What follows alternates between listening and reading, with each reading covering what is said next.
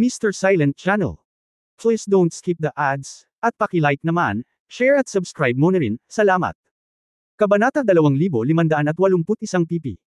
Bagamat hindi mapakali ang tatlong babae, alam din nila na hindi nila mapipigilan si Yefan, kaya't pinapanood lamang nila ang pag-alis ng lalaki. Lan, sa tingin mo, gagawin ng inyong kamahalan na Sword God? Anong nangyari sa kanya? Paano kung makatagpo niya si Ye Xuanguang?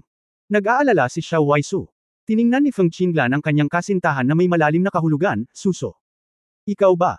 Bagamat hindi niya sinabi ang lahat, halatang naiintindihan ni Xiao Waisu. Namula siya at ibinaba ang kanyang ulo, ako. Kabilang ako sa Phoenix Clan, huwag mo nang masyadong isipin iyon, bahala ka. Tumingin si Feng Qinglan sa kanyang kasintahan na may komplikadong ekspresyon, at bamantong hininga sa kanyang puso. Asgard.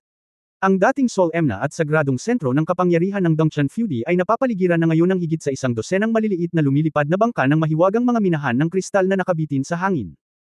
Mahigit 100 sundalo ng Obsidian Legion, na pinamumunuan ng ilang Chaos Generals, ang direktang nakuha ang buong Asgard. Sa loob at labas, sa oras na ito, ang mga monghe mula sa iba't ibang mga sekta at mga aristokratikong pamilya ay nagtitipon. Dahil sa pagtutol o kabiguan na makapasa sa pagpili, libu-libong bangkay ng mga magsasaka ang itinapon sa napakalaking plataporma sa labas ng Asgard at itinayo bilang isang bundok ng bangkay. Ang orihinal na sariwang hangin ng Asgard ay napuno na ng makapal na baho ng dugo at baho. Sa pinakamalalim na bahagi ng Immortal Palace, sa magandang Lakeheart Pavilion, ilang mandirigma mula sa Chaos Realm ang nakaupo sa mga upuan na orihinal na pagmamay-ari ng mga santo. Nagyelo ang nakapalibot na lawa, at puno ito ng mga taong nakatayo sa isang paraiso. Libu-libong mga mata na may kasamang galit, takot, gulat at iba't ibang masalimuot na ekspresyon ang tumingin sa ilang mga sundalong nakaupo sa pavilion, ngunit hindi sila nang ahas na magsalita. Sa itaas ng isang walang laman na lawa, dalawang figure ang nag-aaway. Hawak ni Kop Moting ang Green Snake Sword. Sa oras na ito, naibigay na niya ang kanyang Holy Spirit cultivation sa sukdulan, at ginamit pa niya ang layunin ng espada na, lasing ang kanyang sarili. Si Kop Moting na may gusot na buhok, ang mga mata ay pulang-pula na parang multo, baliw na inihahampas ang kanyang espada patungo sa isang babaeng salamangkero na nakasuot ng itim na balabal, purple na robe, at malawak na brimmed black magic na sombrero. Ngunit gaano man ang pag-atake ni Kop Moing, ang figure ng babaeng salamangkero ay palaging gumagamit ng pinakamapanlikhang anggulo para madaling umiwas. Bukod dito, hindi nagtagal at ang bilis ng sword swing ni Kop Moting ay bumagsak ng husto. Hanggang si Kop Moing ay parang nakulong na hayop, hindi na makagalaw. Anong problema kay Jiu Jiangxian? Anong sitwasyon? Bakit hindi siya makagalaw? Ang mga santo ng Dongtian Feudi, na nanunood ng labanan na kinakabahan, ay balisang nasa tabi niya. Biglang lumitaw ang isang malupit na eksena. Ang mga kamay at paa ni Kop Moting ay pinutol ng kung anong puwersa. Bumulwak ang dugo, at nahulog sa hangin ang mga sirang paa. Malungkot na napasigaw si Kop Moing, pinapanood ang kanyang mga kamay na umalis sa kanya, habang ang isang kamay ay nakahawak pa rin sa Green Snake Sword ng mahigpit. Senior Jiu Jiangxian. Nakaon. Sa panig ng lahat ng nasa Divine Sword Sect, umiyak si Hua Xiaoluo at nagmamadaling lumabas nang makita niya ang eksenang ito. Ngunit niyakap pa rin sila ni Luoli at Yao Ruoyan. Senior Sister. Huwag maging impulsive.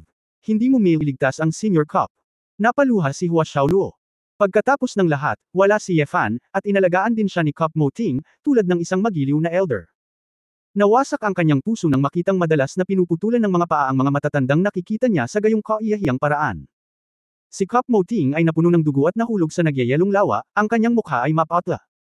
Bagamat maaari niyang baguhin ang hugis ng kanyang katawan, hindi siya makaka-recover mula sa ganoong malubhang pinsala sa loob ng ilang araw. Ikaw, anong ginawa mo? Nagngalit ang mga ngipin ni Kop Moing. Ang babaeng salamangkero na nakasuot ng lila ay nahulog, at ngumiti ng masama, wala akong obligasyon na ipaliwanag ang aking mahika sa basurahan. Ito ang Heavenly Paradise, ang tinatawag na Jiujian Immortal, isa sa tatlong santo. Kung ang pangatlong kapatid na babae ay hindi nagtago ng kanyang kamay, ang taong ito ay tinadtad na. Kapatid, tingnan ko, kung ang Heavenly Paradise o ang Divine Sword Sect, medyo redundant na subukan ang kanilang lakas. Sa Hoxton Pavilion, isang payat na lalaki ang nakayakap sa dalawang mapang-akit na babae, nagbibiro at nanunuya. Ang isang malakas na lalaki na nakaupo sa gitna ay may magaspang na hitsura, nakasuot ng makapal na baluti, at may dalawang malalaking bilog na higanteng martilyo sa tabi niya. Bei Moting. Medyo may kakayahan ka pa, bigyan ka ng pagkakataong pagsilbihan ang kanyang kamahalan ng Xuanlong Emperor, o mamatay dito. Tanong ng malakas na lalaki sa malalim na boses. Ngumisi si Kop Moing, hayaan mong magsilbi si Kop para sa malupit na iyon. Sumusumpa hanggang kamatayan. Bilang. Nang matapos siyang magsalita, iwinagayway ng babaeng salamangkero na may kulay lila na damit ang pulang tungkod sa kanyang kamay. Ah! Gitling! Napasigaw si Kap Moing at nakitang naputol ang bahagi ng kanyang ibabang bahagi ng katawan. Labis na sakit, kaya na Kap Mo tumigil mukha pangit. Hindi ko sinasadyang nasira ang iyong buhay, ngunit hindi na kailangang mag-iwan ng anumang mga inapo para sa basura. Humajijek ang babaeng salamangkero, bakas sa mukha nito ang pananabik. Nang makita ang eksenang ito, lahat ng nasa Divine Sword Sect ay nagngangalit ang kanilang mga ngipin at nanginginig sa galit. Maraming mga banal na magsasaka na may magandang relasyon kay Kap Moing ay hindi makatiis na magbasa ng higit pa sa sandaling ito at tumalikod. Biglang, isang maliit na figure ang puwersahang kumawala sa braso ng katabi niya at nagmamadaling lumabas. Senior Kap. Sumugod si Hua Xiaoluo sa gilid ni Kap Moting, umiiyak at niyakap si Kap Moting, na puno ng dugo, kumuha ng nakapagpapagaling na tabletang panggamot at hiniling kay Kap Moting na inumin ito. Bata, ang lakas ng loob mo. Sa pavilion, ngumiti ng masama ang lalaking mahaba ang mukha. Si Kap Moing ay umubo ng dugo, umiling at sinabing, Xiaoluo. Iwanan mo ako, papatayin ka nila. Gayunpaman, ang mga mata ni Hua Xiaoluo ay namumula, at ang mga luha ay bumagsak, patayin. Hindi ako natatakot. Silly child, tumulo rin ang mga luha sa gilid ng mga mata ni Bei Mozeng. Itinaas ni Hua Xiaoluo ang kanyang ulo at sinigawan ang mga general sa pavilion, bakit ninyo ginagawa ito? Kung gusto ninyong pumatay, bakit kailangan ninyong pahirapan ang Senior Kap? Anong klaseng mga Panginoon kayong lahat? Tingnan ang mga taong katulad mo, basta alamin mo lang na ang Xuanlong Emperor ay hindi mabuting tao. Wala tayong gagawin para sa kanya. Maliit na bagay, sa iyong hindi gaanong paglilinang, karapat-dapat kang magsalita tungkol sa kanyang kamahalan ang Xuanlong Emperor. Matapos masunog ng apoy, isang nakakatakot na lalaki ang biglang naglabas ng hugis diamante na silver gray na lumilipad na kutsilyo at direktang itinapon sa ulo ni Hua Xiaoluo. Ang lumilipad na kutsilyong ito ay kasing bilis ng isang sinag ng liwanag, at ang mga banal na monghe na ito na naruroon ay hindi nag-react sa isang iglap. Flashlight. Ang lumilipad na kutsilyo ay biglang tumigil sa ere saglit, at nahulog isang pulgada lang sa harap ng noo ni Hua Xiaoluo. Biglang tumayo ang mabangis na lalaki at galit na nagtanong, sino ta? Tumayo ka. Tumingin sa gilid ng pavilion ang babaeng salamangkero na may kulay ubing damit, isang matandang salamangkero na may kulay abo na damit. Giggle. Sorcerer King Philips, kaya mo talaga. Pagkatapos ng napakaraming tao na namatay, sa wakas ay tumigil ka na sa pagpapanggap na pipi. Sa lawa. Tumingin siya sa mga general sa pavilion, at tumingin kay Muting, naganap na nawala ng lakas sa pakikipaglaban, na may hindi matiis na mga mata. Lahat, kung kaya ng matanda ang dalawang panlilinlang, maaari mo bang patawarin ang batang ito? Kabanata 2582 ang Sorcerer King. Ngumisi ang malakas na lalaki sa gitna ng pavilion, bago dumating ang 7 demons dito. Sinabi sa amin ni Lord Dobrik na ang manager ni Asgard, si Philips, ay isang lalaking dapat pansinin.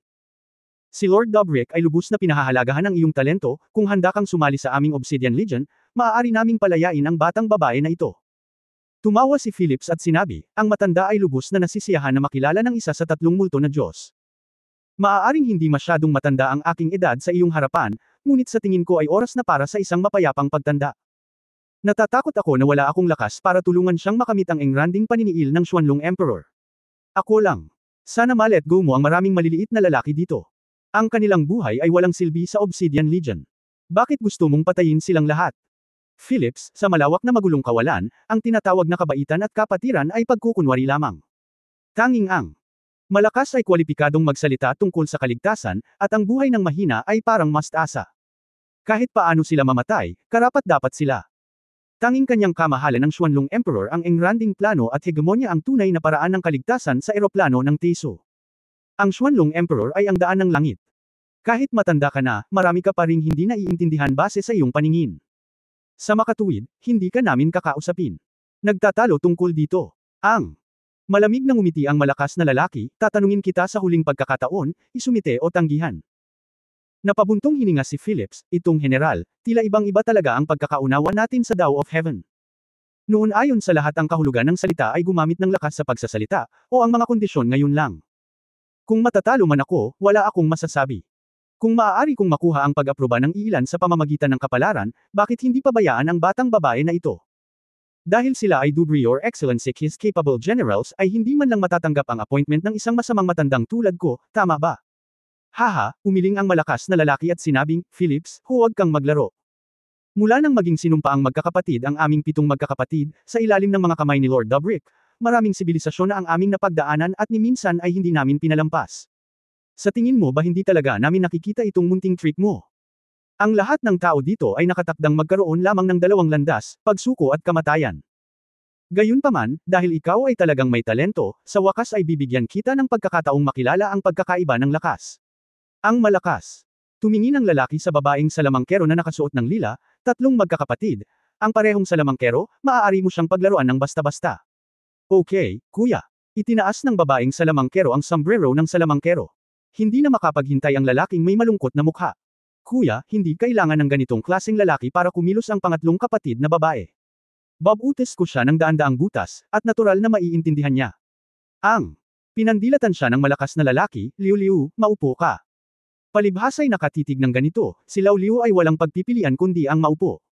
Napangiti si Phillips at hinarap ang babaeng salamangkero, ang babaeng general na ito ay dapat gumamit ng uri ng silk thread, ngayon lang. Magic, ha? Invisible silk thread, matigas at matutulis, mahirap pigilan. Hindi pa ako nakakita ng ganoong batas ng kaguluhan, kaya mangyaring maging maawain. Kinaikit ni Master Zipaw ang kanyang mga mata, nakikita mo ito, at hindi mo kayang sabihin sa iyong kaibigan na si Jiu Jiangxian, ito ay talagang mabuti o masama.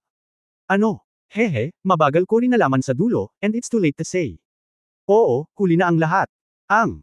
Biglang naging madilim ang ngiti ng babaeng salamangkero, at marahang hinaplos ang pulang tungkod sa kanyang kamay. Biglang may parang humihigpit sa kalawakan. Bulalas ng audience. Nakita kong diretsyong tinadtad ang mga tauhan ni Phillips kasama ang bowl ang kristal. Gayunpaman, hindi ka panipaniwala na si Phillips ngunit hindi siya nakatanggap ng anumang pinsala. Paano kaya? Sumimangot ang babaeng salamangkero, at mukhang nagulat din ang 6 na general ng demonyo sa pavilion. Ligtas at maayos si Phillips, maliban na may kaunting guhit sa kanyang kulay abong damit. Bagamat walang sinuman sa eksena ang talagang nakakita ng sinulid na sutla, halatang muntik na niyang putulin si Phillips ngayon, ngunit naresolbo niya ito sa tamang panahon. Kawili-wili, tila ang iyong magic na sandata ay hindi ang wand sa iyong kamay, ngunit iba pa. Ang babaeng salamangkero ay nagpakita ng nasasabik na ekspresyon, pero defensive ka lang, hindi mo kami makikilala. Bago siya matapos magsalita, nagsimulang lumitaw sa kalangitan ng isang malaking bilang ng mga sinulid na sutla na pulang dugo. Ang hindi mabilang na mga pulang linya ay parang gulo, sa paligid ng Phillips, balutin siya ng direkta. Nakita ko na sa pagkakataong ito. Ito talaga ay silk thread. Ito ang bagay na pumuputol sa katawan ni Jiu Jiangxian. Oops, ang kanyang sinulid na sutla ay nagbigay ng hindi nakikitang anyo, dapat itong maging mas malakas. Nakita ng ilan ang banal na kaharian ng pintuan, at ang kanilang mga mukha ay partikular na pangit sa sandaling ito. Lalo na kapag nararamdaman ko ang pressure ng Chaos Realm na malayo sa Holy Realm, alam ko kung gaano kahirap harapin ang grupong ito ng mga thread. Ang sutla na sinulid ay gumawa ng isang pagkilos na humihigpit sa isang iglap, na pinunit si Philip sa 8 piraso. Ngunit nang malapit na niyang hawakan ang distansya ng ilang pulgada sa paligid ng Phillips, bigla siyang napahinga at nawala. Sure enough, ito ay hindi wastong magic. Hindi nakakagulat na maaari nitong maalis agad ang lumilipad na kutsilyo ng lumang ika-6. Nanunuya ang babaeng salamangkero, nagpapadala ng isang stream ng red magic power sa silk thread. Sa pagkakataong ito, bagamat hindi na invisible ang silk thread, may kakayahan itong patuloy na umatake. Nakita ni Phillips ang sinulid na sutla na patuloy na lumalapit, at isang seryosong tingin ang lumitaw sa kanyang mga mata. Biglang lumitaw sa harap ni Phillips ang isang gintong card na may nakalarawang salamin. Agad na nawala si Phillips, at halos kasabay nito, lumitaw siya ng higit sa 10 metro sa likod ng babaeng salamangkero. Space Gate. Humajijek ang babaeng salamangkero, nang hindi lumingon, maaari ka bang makatakas? Ang pulang sutla na sinulid ay biglang bumaril mula sa kanyang katawan bilang sentro at lumipad ng ligaw sa lahat ng direksyon, biglang ang malaking ibabaw ng yelo, na parang isang dagat ng mga sinulid.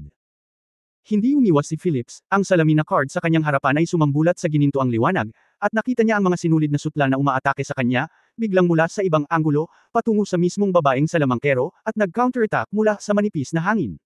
Malamig na bamantong hininga ang babaeng salamangkero, at may tungkod sa kanyang kamay, akmang sasalakayin niya ang kanyang sinulid na seda.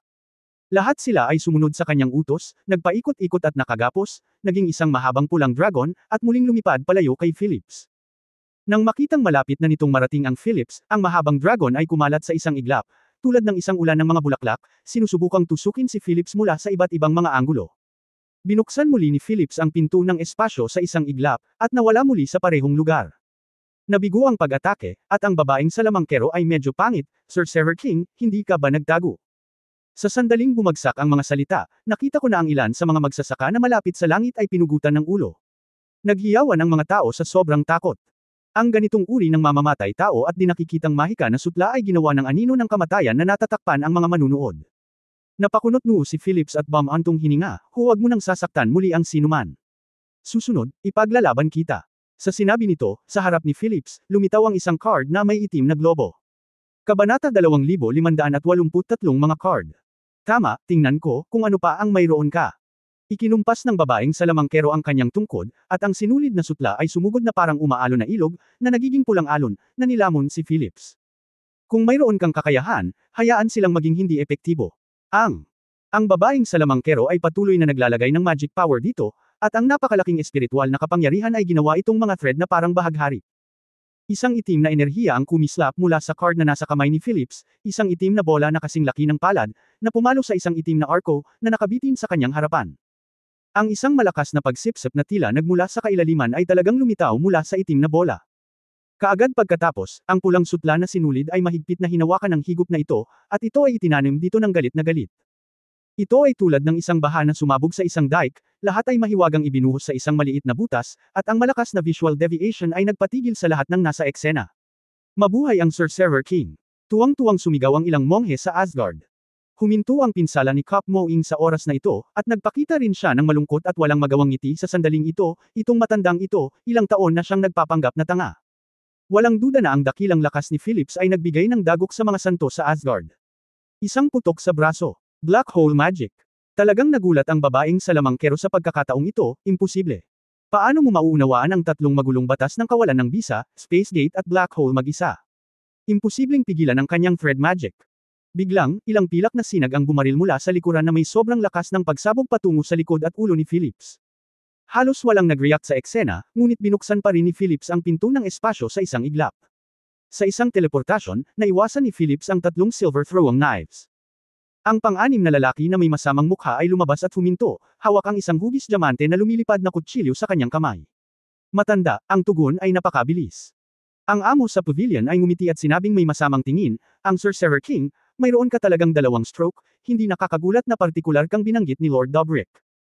Ikaw mismo ang nagsabi nito ngayon lang, kung isa sa dalawa, hayaan mo ang pangatlo at ang luma. 6. Laro tayo. Hindi mahalaga, napapikit si Phillips, gayunpaman, sumang-ayon ako sa isang head-to-head na paligsahan. Ito ay isang palihim na pag-atake ngayon lang. Ginamit ko ang pinto ng espasyo upang maiwasan ito, kaya hindi ito dapat maging isang masamang panuntunan. Haha, kahit makaiwas ka, hindi makakaiwas ang ibang tao dito. Ang matanda. Ngumiti ng masama, at biglang ibinato ang lumilipad na kutsilyo, at isang pilak na sinag ng liwanag na putok patungo sa nasugatan na Kop Mo ay tumigil sa Divine Sword Sect. Paft. Ang dalawang disipulo ng Divine Sword Sect na nasa harapan lang nila ay hindi man lang nag-react. Tinusok sila ng mga lumilipad na kutsilyo sa magkabilang binti. Dahil sa sobrang lakas ng pagsabog na dala ng mga lumilipad na kutsilyo, sumabog ang buong binti. Nag-teleport si Philip sa isang gate ng kalawakan at nagpakita sa harap ng Kop Mo-ing, at nabuksan ang black hole magic, sinusubukang sipsipin ang lumilipad na kutsilyo. Ngunit ang bilis ng lumilipad na kutsilyo ay masyadong mabilis, at si Leng Shengsheng ay tumalikod lamang ng kaunting direksyon, ngunit hinagod ang isang braso ni Phillips. Bang! Nabahira ng dugo ang kulay abong damit ni Phillips. Kamahalan ang Sorcerer King. Bulalas ng lahat, namula ang mga mata ni Kop Mo-ting, at nagngangalit ang kanyang mga ngipin. Natanggal ang isang braso ni Phillips para lang sa kanya. Bagamat maaari itong ayusin, sa gayong labanan sa buhay at kamatayan, tiyak na Nagel iligtas ito ng mga buhay. It's really a vomit-like friendship between the weak. Worth it ba nasaktan ang sarili mo para sa ganitong uri ng basura? The Sorcerer King. Biro ni Lao Liu. Matigas ang mga mata ni Phillips, at namutla ang mukha, bakit ang agresibo mo? Pumayag na ang matanda. Sa isa laban sa dalawa, kilala kang malakas, ngunit ito lang ang pinaglalaruan mo. Ang labanan sa magulong kawalan ay walang saysay. Lahat ng iyong mga kahinaan ay lalawak ng walang hanggan. Ngayon, sigurado ako, kahit na ang maliit na batang babae na iyon at ang engkanto ng tibak ng alak ay ang iyong mga kahinaan. Napangiti siya ng may pagmamalaki. Sinabi ni Philip sa mahinang boses, pinapatay mo ang mga tao ng Sword Sect para pukawin ang Panginoon ng Sword God. Hindi ka ba talaga natatakot na mabalisa ang Lord of the Sword God? Haha, Sword God. Tumawa si Lao Liu, ito lang ang taunang general ng kanyang kamahalan ang Xuanlong Emperor, kaya huwag matakot. Hindi siya pinapatay ng kanyang kamahalan ngayon, ito ay walang iba kundi ang maghintay para sa pulong ng katapusan ng mundo, sa harap ni Quan Honghuang, upang ipapatay siya sa publiko. Kalokohan ang sinasabi mo. Hindi matatalo ang guro sa bastos na iyon. Napaluha si Hua Xiao. Mabahong babae. Naglakas loob kang insultuhan ang Xuanlong Emperor. Itinapon muli ni Sixt ang silver flying na kutsilyo. Sa pagkakataong ito, naghanda ng maaga si Phillips. Nang papalapit na ang lumilipad na kutsilyo ay bigla itong nawalan ng lakas at nahulog sa yelo. Damn it! Anong klaseng magic itong matandang bagay na ito? Nagmura ang Old Six. May pag-iisip sa mga mata ng babaeng salamangkero, imposible, hindi niya kayang unawain ang napakaraming batas ng kaguluhan sa parehong oras, tiyak na may mali. Nagbabala si Phillips, kayong mga lalaki, talagang maghinuha na ang inyong kamahalan na espada ng Diyos ay kukuha ng ano ang magagawa ninyo. Kung ang iyong kamahalan na Sword God ay pumayag na sumuko sa Obsidian Legion para sa paghihiganti, kung gayon ang kanyang lakas ay tiyak na pagkakatiwalaan ng isang mabigat na responsibilidad. Sa oras na iyon, sa mga mata ng Xuanlong Emperor, hindi na kayo kailangang umiral, ang 7 demonyong general ang nagbago ng ekspresyon sa oras na ito, tila nag-aalangan. Gayunpaman, mabilis nang umisi ang pinakamatandang lalaki, ang Sorcerer King, masyado kang maraming iniisip. Ang 7 nating magkakapatid ay mga pinagkakatiwalaan ni Lord Dobrick. Lord Dobrick, ngunit ang kanang kamay ng kanyang kamahalan, kahit na ang Sword God ay sumali sa The Obsidian Legion ay hindi maaaring palitan si Lord Dobrick. Kung gusto mong gamitin ang Sword God para banta ang natitirang bahagi ng Legion, maaaring epektibo ito, ngunit para sa aming 7 magkakapatid, ang Sword God ay pareho lang. Haha! Oo, muntik ko nang makalimutan, hindi kami ordinaryong Obsidian member, gusto mo kaming takutin ng 7 Demon Generals? Masyado kang maraming iniisip. Napangiti ang matandang ika-6 ang. Biglang lumiwanag ang babaeng salamangkero sa sandaling ito at humajijik, naiintindihan ko, ang Sorcerer King, ang iyong batas ng kalituhan ay hindi wasto, mga black hole at space gate, ang naiintindihan mo ay cards, card law. Ikinonekta mo ang card sa batas ng kaguluhan, at ang magic na naitala sa card ay umabot sa taas ng batas ng kaguluhan. Talagang henyo ka. Sa ganitong paraan, maaari ka talagang mag-cast ng maraming antas ng magic ng Chaos Law ng sabay-sabay. Bagamat naiintindihan ko na ito ngayon, hindi ko pa rin ito kapanipaniwala. Hindi nakakagulat na labis kang hinahangaan ni Lord Dobrick. Ano ba Sanjia magpahinga ka na, kaya ko siyang patayin mag-isa. Sabi ng matandang Leo, sabay-sabay na naglabas ng mahigit 100 lumilipad na kutsilyo, at itinapon ito sa direksyon ng Divine Sword Sect. Sa bawat oras na ang lumilipad na mga kutsilyo ay dumaan sa isang maliit na distansya sa hangin, isang sonic boom ang nabuo, at ang bilis ay patuloy na tumaas, at ito ay sa panimula ay mabilis. Hindi ko mahuli. Kitang-kita ang intensyon ng matandang ika-6. Dahil hindi niya matamaan si Phillips, sasalakayin niya ang mga tao ng Excalibur, pipilitin si Phillips na iligtas. Sumimangot si Phillips, at biglang naglabas ng isa kaysa sa naunang 2. Dapat doble ang laki ng card. Nakaon. Ang makulay na card, isang katawa-tawang mukhang payaso ang bumubuka sa kanyang matingkad na pulang bibig, na parabang pinagtatawanan niya ang lahat ng bagay sa mundo. Kapag lumitaw ang clown card, walang anuman ang enerhiya ay nagbabago, at walang ilaw. Kalmado ang lahat sa paligid. Mahigit sa 100 lumilipad na kutsilyo na lumilipad mula sa iba't ibang mga anggulo ay mahimalang huminto sa himpapawid, at nahulog kasama ng nagniningas na alon ng init na dulot ng pagbasag ng hangin. Paano mangyayari iyon? Natigilan si Lao Liu at labis na nagalit. Sunod-sunod ding bumangon ang ibang mga demonyong general sa pavilion. Ang mga santo at libu-libong monghe sa Asgard ay hindi maintindihan kung ano ang nangyayari, naramdaman lamang nila na ang kanilang mga vest ay puno ng malamig na pawis. Ang 12-12 ng mga pagsabog ng magulong pressure ngayon ay parang maaari nilang patayin ang libu-libong tao ng direkta. The Fool, tiningnan ni Cop Moing ang card na narinig lang niya ngunit hindi pa niya nakita, at bamulong. Kabanata 2584 na taksil. Matapos magulat, ang matipunong lalaki, ang pinuno ng 7 demonyong general, ay nagpakawala ng panunuya. Sorcerer King Phillips, kilalanin mo akong muli. Ako ang pinuno ng 7 Demon Generals, Boone. Inaamin kong minaliit ko ang iyong lakas ngayon lang. Itong General Boone, hinaranggan ko ang pag-atake ng dalawang ito gamit ang isang kaaway at 2. Maaari ko bang iligtas ang mga disipulong ito ng Divine Sword Sect? Dahil ang Sorcerer King ay nagmamakaawa, kung gayon ay ibebenta ka namin ng kaunting mukha. Gayunpaman, maaari mo bang panatilihin ang gayong sekta at lahat ng tao sa langit na paraiso? Nakangiting tanong ni Boone. Nang matapos siyang magsalita, tumalikod ang babaeng salamangkero na nakasuot ng lila at inatake ang target. Ilang daang metro sa likuran, may ilang monghe na hindi tumugon, at ang kanilang mga ulo ay nasa ibang lugar. Ang mga sundalong kasama ng 7 Demons ay naglabas ng mga psychic bomb at mabilis na nakalanghap ng mga tipak ng kaluluwang enerhiya. Muling nataranta ang karamihan, at nakita nilang lahat ang mga pamamaraan ng Obsidian Legion. Ang pagpatay sa mga tao, pagkuha ng mga kaluluwa, pagtrato sa kanila bilang mga mapagkukunan, sa halip na mga tao sa lahat. Seryoso ang mukha ni Phillips, at kahit na hindi niya kayang alagaan ang lahat ng naruroon ng sabay-sabay. Muling bumalot sa madla ang matinding takot. Matangkad at payat, hawak ng demonyong general ang dalawang kaakit-akit na babaeng magsasaka sa kanyang mga bisig, pagkatapos ay ngumiti ng kakaiba, ikatlong kapatid na babae, maaari kang pumatay kung gusto mo, ngunit ang ilang mga kagandahan ay dapat panatilihin. Ang pangalawang kapatid na lalaki ay kailangang maingat na pumili ng ilang babaeng magsasaka. Ding Furnace, ibalik ang ilang matatanda na pinarangalan ng Legion. Humajijek ang pangatlong babaeng salamangkero at sinabing, pangalawa, huwag kang mag-alala, may mga magagandang tao rito, ngunit itatago ito ng aking kapatid na babae para sa iyo. Ang dalawang babaeng cultivator na nakayakap sa mga bisig ng pangalawang anak ay sina Fei Ye at Qingwu ng Qinghai Tower. Magiliw na sinabi ni Fei Ye sa oras na ito, Master Pian, hindi ka maaaring maging masyadong maganda, kaya ipadala sa amin ang dalawang kapatid na babae, kami ang unang umasa sa iyo. Oo, makokontrol ng ating mga kapatid na babae ang mga babaeng iyon para sa iyo at turuan sila kung paano maglingkod sa iyo, Commandant si Qingwu. Ang pangalawang anak, si Pian, ay tumawa, niyakap ang dalawang demonyong babae, at sinabi, kayo ang mga kayamanan na natagpuan ko, at walang magbibigay nito sa inyo. Ang general na ito ay nasa kaguluhan sa loob ng 10,000 taon, at hindi pa kita nakitang napakahusay. Ang maliit na duwende na naglilingkod sa mga tao. Nagkatinginan sina Fei Ye at Qingwu at naunawaan ang isa't isa, na nagpapakita ng kaunting pagmamataas. Alam nila kung paano pasayahin ang mga tao, at sa sandaling lumitaw ang 7 demonyo, natuklasan nila na gusto ni Pian ang kagandahan. Dahil dito, sila ang naging unang grupo ng mga banal na monghe na nagkusa na sumali ng walang pagtutol. Sa nakalipas na 2 araw, ginamit nila ang ilan sa mga kasanayang naipon nila sa mga nakaraang taon para maging komportable si Pian, at agad silang napaboran. Lord Pian, aming mga kapatid, binantayan namin ang pambubuli ng Sword God ng Divine Sword Sect noon, at ang aming Qingyelo ay halos nawasak ng mga kamay ng Sword God.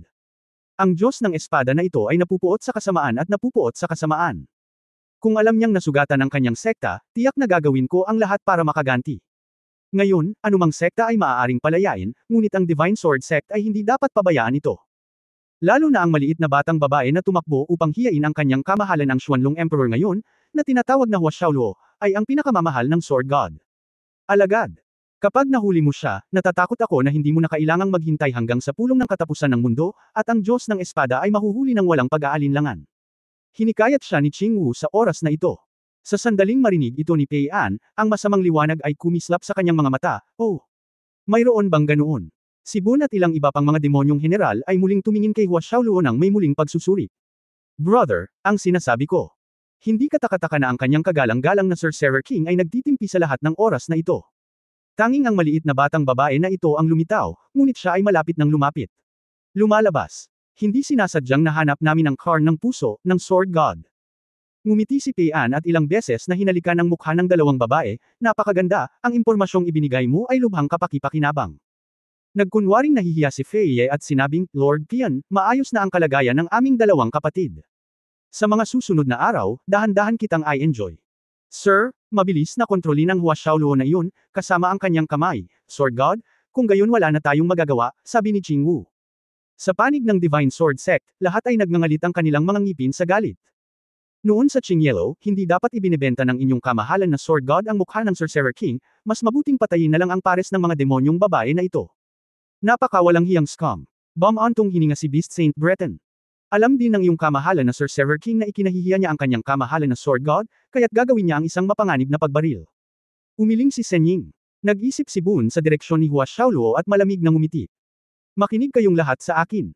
Huwag ninyong isiping may mababago ang Sorcerer King ng anuman. Lumapit siya para lang mapanatili ang Divine Sword Sect, dahil siya mismo ay natatakot na ang Sword God ay magagalit sa kanya. Susunod, ang ating 7 Demon Generals ay hindi na magiging embarrassing the Divine Sword Sect, pagkatapos ng lahat, ang kanyang kamahalan na Xuanlong Emperor ay pinahahalagahan din ang Sword God. Gayunpaman, bukod sa Divine Sword Sect, ikaw ay wala. Kami, ang 7 demonyo, ay walang oras para makasama ka palagi. Yung mga pumayag na sumuko, ngayon agad tumayo sa gitna. Nagbibilang ako ng 12-12 beses, kung ayaw mong mag-submit, then stay here forever. Natapos si Bun, at bukod kay Pei An, ang natitirang ika-4, ika-5, at ika-7-3 ang general ng demonyo, ay direktang umiwas, hinarangan ang pasukan at labasan, ganap na hinaharangan ang ruta ng pagtakas. 10, 9, 8. Dahan-daang itinaas ni Bun ang 2 higanteng bilog na martilyo sa lupa, dahan-daang binilang, at pabirong tumingin sa lahat. Ang 7 general ng Diablo ay sunod-sunod na naglalaro ng kanilang mga sandata at spelang, nakatingin sa libu-libong monghe sa kuweba, na parang nanunood ng grupo ng mga korderong kakatayin. Sa ilalim ng napakataas na presyon, ang ilang mga monghe sa wakas ay hindi nakatiis. Ang iyong kamahalan na Sorcerer King ang magliligtas lamang sa mga tao ng Divine Sword Sect, hindi kami. Kasalanan ko ang lahat kung bakit pinukaw ng Diyos ng Sword ang Xuanlong Emperor, at ngayon kailangan niya tayong idamay. Maliban sa Divine Sword Sect, lahat ay dapat napaka-unfair na mamatay. Sinusuportahan pa rin namin ang Diyos ng Espada at gusto naming mabuhay at mamatay kasama ang dakilang pagkawasak, ngunit ang kanyang mga disipulo lamang ang magaling.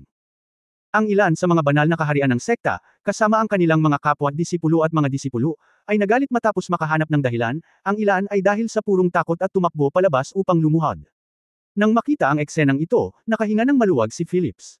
Sa katunayan, masasabi niya at ng maraming tao na ito ang paggamit ni Boone ng Divine Sword Sect para gumawa ng diversion. Hayaan ang mga santo sa Asgard na labis na hindi nasisiyahan sa ganitong uri ng pagkakaiba-iba ng pagtrato, na naging sanhi ng maraming tao na sumuko sa kanilang mga dating posisyon. Pero walang magawa si Phillips, hindi niya talaga kayang protektahan ang lahat. Bukod dito, ang Obsidian Legion ay nagkaroon ng isang kalamangan sa unang lugar, at ang mga taong ito ay maaaring naging isang paraan out. Haha, kuya, ano ba, sasabihin ko na napakapakinabang pa rin ng mga babae, nakangiting sabi ni Pei Angxi. Tumanggaw si Boone nang may kasiyahan nang makita niyang libu-libong monghe ang lumabas upang samilong. 3, 2, 1. Pagkatapos magbilang ng 10, mahinang sinabi ni Boone, 3, 5, pumatay.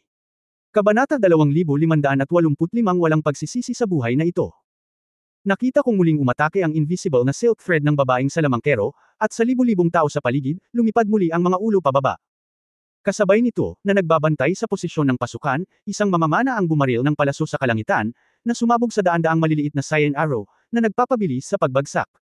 Sa isang iglap, daan-daang buhay ang direktang binawi, at ang enerhiya ng kaluluwa ay patuloy na nakolekta. Naramdaman ang nalalapit na paglapit ng kamatayan, marami pang mga monghe na ngayon lang ay nag-aalangan din tumakbo palabas, lumuhod sa lupa at piniling sumuko. Sa ngayon, wala nang maraming monghe mula sa angkan sa Dongtian Paradise. Kung tutusin, nakabalik na sa clan ang karamihan sa mga miyembro ng clan. Karamihan sa mga maluwag na magsasaka na ito ay hindi magbibiro tungkol sa kanilang sariling buhay para sa kapakanan ng dignidad at gulugod. Gayunpaman, kahit na ang ilang mga tao ay lumabas upang lumuhod ng sunod-sunod, ang 7 demonyo ay halatang hindi makontento. Ito ay simula pa lamang. Dito ngayon, maliban sa mga nasa Divine Sword Sect, ang mga hindi magpapasakop ay kailangang mamatay. Nakangiting sabi ni Boone. Ang mga monghe sa Heavenly Paradise ay galit na nakatingin sa mga tao ng Divine Sword Sect, at parami ng parami ang mga tao na tumakbo palabas sa gulat. Pinagmasdan ni Phillips ang mga kaluluwang direktang inalis, ang eksena ay sumisigaw, sunod-sunod na gulat, at ang kanyang mga mata ay naging mas malungkot. Nang makitang ang ikalimang tao sa pintuan ay muling humila ng isang pilak na longbow na puno, at pinalamutian ng isang cyan na arrow, lahat ng tao sa eksena ay nagbago muli. Imbes na maghintay na mamatay, mas mabuting lumaban. Ilang dagwang banal na monghe ang hindi na nakatiis, at sa oras na ito sila ang nanguna at sumugod sa pintuan. Pero bumangon lang sila, pero nalaglag ang ulo ng isang tao, at naputol din ang katawan nito. Hagikak. Ano ang pinagkaiba ng inyong Nagel Inang sa banal na kaharian at ng Duotian sa harap ng ating 7 magkakapatid? Huwag maging mapagmataas at gusto pa ring lumaban. Bakit kayo? Humajijek ang pangatlo. Tumikim ang panglima at direktang ipinutok ang palaso. Masyadong manloloko. Kasabay nito, hindi na nagpasensya si Phillips, at muling naglabas ng card si Wo-Ran. Sa card, isang kulog ang bumagsak sa ulap. Boom! Isang thundercloud ang lumitaw mula sa manipis na hangin, at ang puting gintong electric light ay kumikislap na parang kulog na dragon. Tumayo si Phillips sa hangin, ang kanyang mga mata, bibig at ilong ay naglabas ng ningning ng puting kidlat. Ang staff na hawak niya ay naging makapal na kulog, na humahampas ng nakakasilaw na sparks. Sa sandaling pumitik siya sa kulog at kidlat, may puting kidlat, na tumama lang sa cyan arrow na lumipad sa hangin. Boom! Binasag ang arrow sa hangin. Inipon ni Phillips ang kapangyarihan ng chaos, at sa isang pagkumpas ng kanyang mga bisig, sunod-sunod na bumagsak ang pagkidlat sa ulap, na bumagsak patungo sa 7 demonyong general. Gayunpaman, ang 7 devils ay hindi pangkaraniwang mga character, at ginamit nila ang kanilang sariling mga natatanging kasanayan upang harangan ang mga bloke ng kidlat na ito. Tumakbo. Tulad ng maalamat na Thor na taglay ni Phillips, umungal siya. Sa pagkakataong ito, biglang nagising ang mga santo, at lahat sila ay gustong tumakas mula rito. Ngunit sa sandaling ito, binasag ni Boone ang isang higanteng martilyo ng direkta sa lupa, at ang buong espasyo ay nayanig. Ang lupa ay bumukas na may mga bangin, at ang tinatawag na hindi masisira na palasyo ng engkanto ay talagang nagbitak. Ang nakapangangilabot na kapangyarihan ng nakakawasak ng lupa, kaya't ang mga tatakas ay lahat ay natigilan. Pangalawa, narinig ni Pei-an ang sigaw ng amo, ngunit nagpadala na siya. Ang kanyang katawan ay diretsyong nawala sa lupa, at nang siya ay muling lumitaw, siya ay nasa pasukan na. Haha, saan mo gustong pumunta? Tila lumabas sa lupa si Pei An, at ang kalahati ng kanyang katawan ay isinama sa lupa. Nakita ko ang kanyang mga kamay na dumampi sa lupa, at ang lupa ay naging isang gumugulong na alon ng buhangin, direktang nakapalibot sa mga monghe. Ang mga buhangin na ito ay tila maliit, ngunit ang mga ito ay napakalakas. Pinasok nila ang mga katawan ng lahat ng mga monghe na nagsisikap na makatakas, hinaipan sila sa isang ulap ng dugo. Nang makita ang kapangyarihan ng Sansi Frenzy, ang mga magsasaka na gustong makatakas ay tumahimik sa lugar. At sa sandaling ito, pilit na nilabanan ni Bon ang kulog at kidlat, humawak ng dalawang higanteng martilyo, at pinatay si Phillips. Nang makitang nalalabanan ni Bon ang kidlat, hindi nang ahas si Phillips na pakialaman, diretso niyang itinapon ang mirror card, na nagbabalak na mag-teleport upang maiwasan ito. Ngunit nabangga ni Bon ang sarili niyang double martilyo sa hangin. Bang! Nagkaroon ng malakas na ingay, at ang nakapalibot na kalawakan ay yumunig at nanginig. Dahil sa kaguluhan ng kapangyarihan ng kalawakan, hindi na agad magagamit ang gate ng kalawakan. Bumagsak si Bon gamit ang isang martilyo, na nabasag ang buong katawan ng Sorcerer King sa biglaang pagkahulog. Bang! Natigilan ang lahat dahil sa tunog ng mga buto at internal organs na nabasag. Si Phillips ay ganap na nawasak, maliban sa kanyang leeg at ulo, ang kanyang katawan ay ganap na nawasak. Kanina ko pa ito inoobserbahan. Bagamat makapangyarihan ang iyong full, napakatagal ng pag-activate nito, at hindi ito maaaring magpatuloy na gumana. Kung makatagpo ka ng isang tao na may mas malakas na cultivation base kaysa sa iyo, hanggat sirain mo ang space portal teleportation, hindi ka magiging iba sa isang ordinaryong salamangkero. Kapag nilapitan, wala ka na, nakangisi si Boone. Namuti ang mata ni Phillips at nagsuka siya ng dugo. Ang kanyang pinsala ay hindi ganap na mabawi sa loob ng ilang buwan. Guru, isang blonde na puting babaeng disipulo ang bumangga. Iyon ay ipinagmamalaking disipulo ni Phillips, si Liz. Ngunit bago tumakbo si Liz sa Phillips, lumitaw ang figure ni Pei An mula sa lupa. Hinawakan niya ang leeg ni Liz at ngumiti ng perwisyo, haha, hindi ko napansin ngayon lang, may maputi at malambing na blonde na babae, oo, apprentice ng Sorcerer King. Baby, wala akong oras makipag-usap sa akin ngayon. Ang saya mo, punta ka doon at hintayin mo muna ako. Sa ilalim ng nakasindek na mga mata ni Liz, diretsyong pinutol ni Pei An ang kanyang leeg, ginawa siyang kalahating patay, at itinapon ito pabalik sa pavilion. Ang eksena ay nahulog sa isang patay na katahimikan, na may isang pares ng mga mata na nagpapakita ng kawalan ng pag-asa. Si Boone ay labis na nasisiyahan sa epekto, inilagay niya ang higanting martilyo sa lupa, at sinabi, dapat mong maunawaan ngayon na kami, ang 7 demonyo, ay papatayin ka ng walang pagsisikap. Huwag mong hamunin ang aming pasensya, ang mga sumusunod, ngayon palang lumuhad sa kinatatayuan, kung sino man ang nakatayo, mamamatay. Nang marinig ang mga salitang ito, ang tunog ng pagluhod na, paghahampas at paghampas, ay nagsimulang marinig ng tuloy-tuloy. Hindi mahalaga kung gaano sila ayaw sa kanilang mga puso, maraming tao ang sumuko sa lahat ng kanilang dignidad sa sandaling ito. Pagkaraan ng ilang sandali, bukod sa isang grupo ng mga tao mula sa Divine Sword Sect, mayroon lamang ilang daang mga cultivator tulad nina Sen Ying, Zhong Yi, at Breton na umalis sa pinangyarihan. Matandang multo, Breton. Sa daan-daang taon, mayroon akong ilang malalapit na kaibigan sa iyo. Wala akong pinagsisisihan sa buhay na ito. Humigop ng alak si Sen Ying at tumawa. Nakakalungkot na hindi ko nakilala ang Sword God Lord sa huli, ngunit kahit na mamatay tayo, tiyak na ipaghihiganti niya tayo.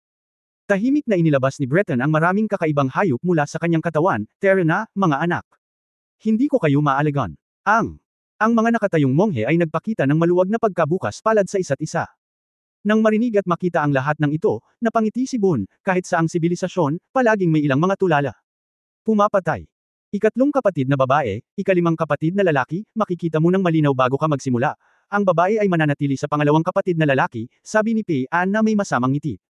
Ngumisi ang panglima, huwag kang mag-alala, pangalawang kapatid, palaging tumpak ang pag-archery ni kuya. Nakita ko siyang yumuko muli ng busog, at muling nabuo ang isang cyan arrow.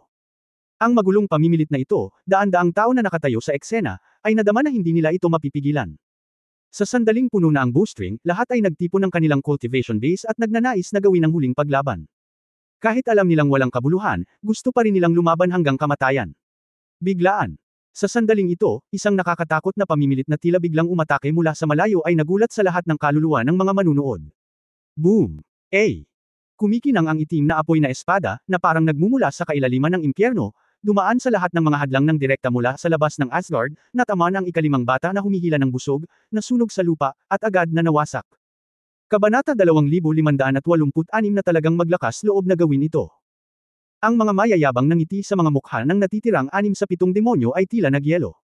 Si Bon ay mukhang solemn na, napagtanto na ang sitwasyon ay hindi maganda, at agad na komandat sa ikatlong babaeng salamangkero. Ang dalawang babae, sina Qingwu at Fei Ye, ay nanginginig at nagtago sa pavilion na may maputlang mukha. Diyos ng Espada. Ito ang iyong kamahalan na Sword God. Ang lahat ng mga banal sa Asgard na nakatayo doon ay nanginginig sa pananabik. Bagamat natakot sila sa pamimilit na ito, nakakita sila ng pag-asa. Guru. Tuwang-tuwa si Hua Xiaoluo at tuwang-tuwang tumingin sa direksyon ng layunin ng espada. Isang figure na may itim na apoy ng espada na nagninanga sa buong katawan niya ay dahan-daang pumasok sa larangan ng paningin ng lahat. Habang siya ay tumuntong sa lawa, ang purgatoryong apoy kay Ye Fan ay unti-unting nawala, at ang layunin ng espada ay bumalik sa ginto muli. Bagamat ang pamimilit ng sword intent ay agad na nabawasan ng malaki, ito pa rin ang nagpakaba sa buong audience. Sinulyapan ni Ye Fan ang mga bangkay sa lupa, ang libu-libong tao na nakaluhod, at ang mga monghe na paminsan-minsan ay nakatayo, marami sa kanila ay pamilyar na mga mukha. Sa pagtingin kay Jiu Jiangxian at sa Sorcerer King na nawalan ng mga kamay at paa at bumagsak sa lupa na may malubhang pinsala, ang mga mata ni Ye Fan ay naging mas malungkot. Hindi ko inaasahan. Late pa rin ako. Hindi nagtagal pagkatapos umalis si Ye Fan sa mersenaryong tribo, natuklasan niya na ang sitwasyon ay maaaring mas seryoso kaysa sa kanyang inaakala. Dahil sa ilang sekta na kanyang nadaanan, hindi man lang siya nakakita ng isang mahabang buhay na kaharian, at mayroong hindi mabilang na mga patay na bangkay. Sa sobrang pananabik niya ay hindi niya pinansin ang malaking konsumo at ginamit ang Sword Demon State para magmaneho ng mabilis. Mula sa malayo, naramdaman ko na ang isang monghe sa Chaos Realm ay gagamit ng kanyang pana upang patayin ang isang malaking grupo ng mga tao. Alam ni Ye Fan na dapat ay isang tao ito mula sa Obsidian Legion, kaya sinaksak niya ang isang espada mula sa malayo. Sa anyo ng Sword Demon, hindi na kailangang mag-alala ni Ye Fan kung ang kanyang sword intent ay makakarating sa tamang oras, ngunit nag-aalala lamang siya na gagamit siya ng labis na puwersa at papatay ng napakaraming inosente. Your Excellency Sword God, nabalitaan ko na ikaw ay nasa City of Innocence. Hindi ko ini-expect na pupunta ka rito ng kusa para suportahan ang ating 7 Demon Generals. Isang karangalan ang minamalas ng ganito. Nang matauhan siya, ngumisi si Boon at muling itinaas ang mga martilyo. Sword God, may 2 strike talaga, pero anong ibig mong sabihin na patayin mo agad ang ikalimang kapatid ko pagdating mo? Ang aming 7 Demon General ay ang mga pinagkakatiwalaan ni Lord Dobrik. Sa pagkakataong ito, pinili ko ang mga alipin sa paggawa ng barko para sa kanyang kamahalan ang Xuanlong Emperor. Pinatigil mo kami. Gusto mo bang mamatay ng maaga? Ngumisi si Pei An. Hindi sila pinansin ni Ye Fan. Sa halip, umiwas siya at lumitaw sa posisyon ng Divine Sword Sect. Kumuha siya ng 2 gamot bilang mga gamot sa pagpapagaling na una niyang ginawa, at hiniling sa kanyang mga disipulo na ipack-in ito sa Sorcerer King at Wine Sword Immortal. Ang Sorcerer King, Brother Cop, nagsumikap ka, nahihiyang sabi ni Ye Fan. Sa katunayan, sa lakas ng 2 taong ito, hindi na kailangang magdusa ng ganoong sakit at kahihiyan, kaya't nakakaganyak na ang pinsala ay ganito. Teacher. Ang 2 senior ay nasugatan ng ganito dahil gusto nilang protektahan tayo. Ang 2 demonyong babae, sina Qingwu at Fei Ye, ang unang sumilong sa 7 Demon Generals. Para makaganti kay Sister Molan at sa iba pa, gusto nilang patayin ang lahat ng Huasian. Hindi ito makita ni Jiu Senior Jiangxian, kaya kinuha niya ang pagsusulit, at ang resulta ay basta, nabulunan at umiyak si Hua Xiaoluo. Sectmaster, wala tayong silbi at hinihila pababa ang Senior Jiu Jiangxian.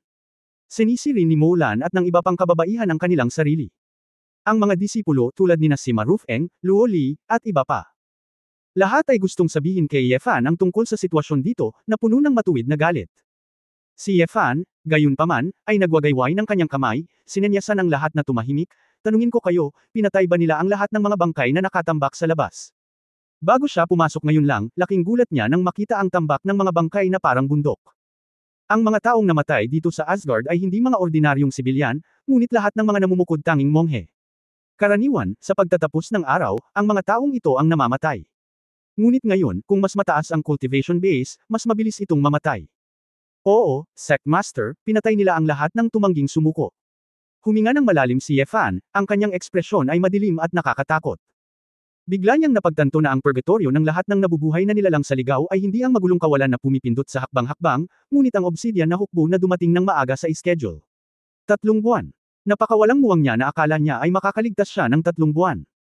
Kapag nangingibabaw ang pamilya ni Ye Xuanguang, natatakot ako na pagkaraan ng 2 buwan, hindi lamang ang Heavenly Paradise, kundi pati na rin ang mga monghe ng Odin Empire ay pagdanak ng dugo. Pagkatapos ng lahat, sinabi lamang ni Ye Xuanguang na gaganapin ang Doomsday Conference, ngunit hindi niya sinabi na hindi siya aristo at mangolekta ng mga mapagkukunan tulad ng mga psionic bomb ng maaga. Sa harap ng ganap na lakas, siya ang may huling say sa lahat ng bagay, at ang mga patakaran ng laro ay lahat siya ang gumawa.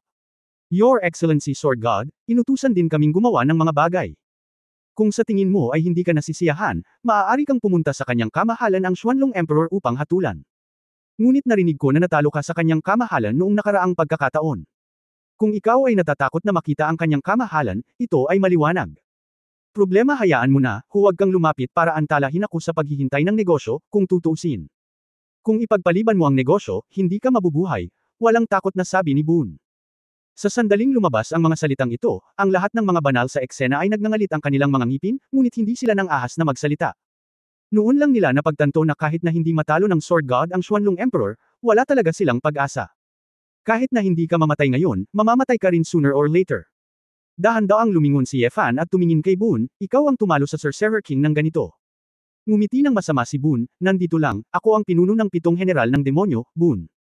Kung gusto ng inyong kamahalan na Sword God na maghiganti para sa kanya, mas mabuting isipin ang mga kahihinatnan, Sanmei.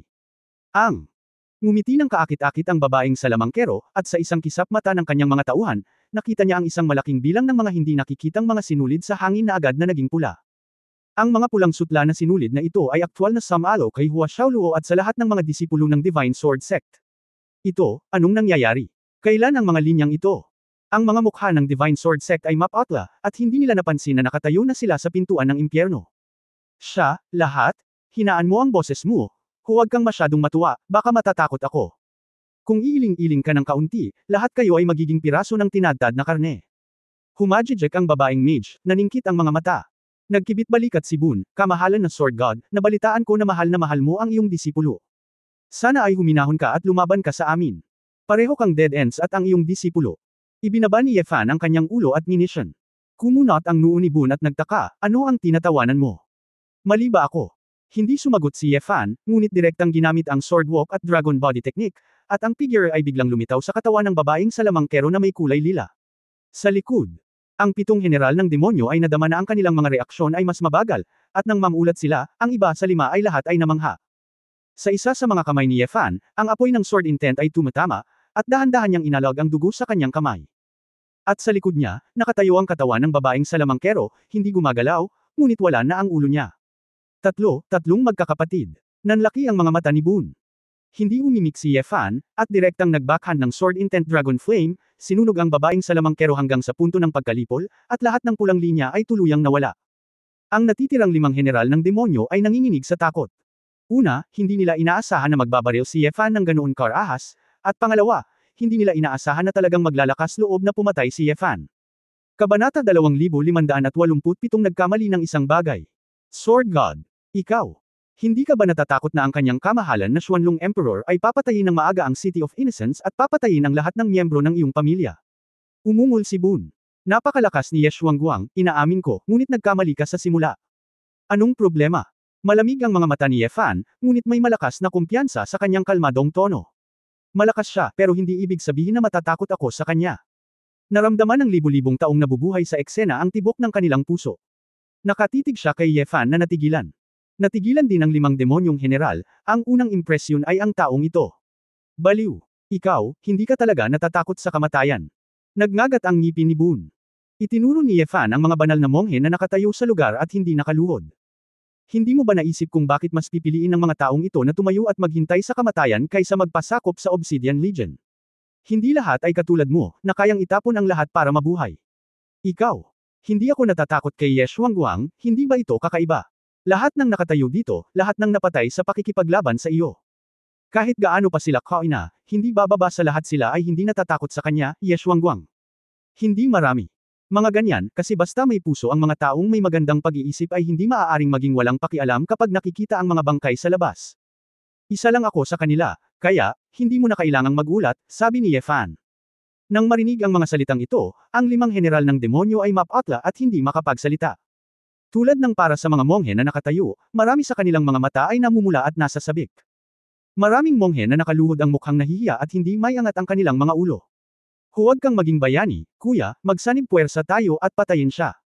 Ang matandang ika-6 ay naglabas ng 12 lumilipad na kutsilyo, umikot sa paligid niya saglit, at biglang sumabog. Ang direksyon ni Kefei ay hindi si Ye Fan, ngunit ang 12 ng monghe doon na ayaw lumuhad. Matapos ihagis ang lumilipad na kutsilyo, umiwas si Lao Liho at papaalis na sana sa Asgard. Nakita na ni Ye Fan ang layunin ng taong ito, at tila siya ay matapang, ngunit sa katunayan, sinadya niya itong akitin upang iligtas ang mga tao upang makatakas.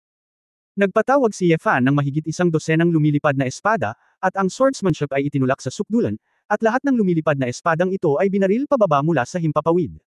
Sabay talikod at binato ang isang Dawn Star na diretsyong hinaipan ang ika-6 na bata. Habang Nagel iligtas sa mga tao, muli niyang pinatay ang isang demonyong general.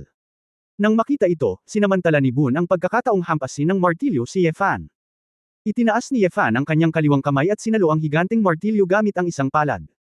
Nabasag ang ibabaw ng yelo sa ilalim ng kanyang mga paa, ngunit ang apoy ng sword intent sa kamay ni Yefan ay tumaas, at ang martilyo ay agad na natatakpan ng mga bitik, at ito ay nabasag kaagad.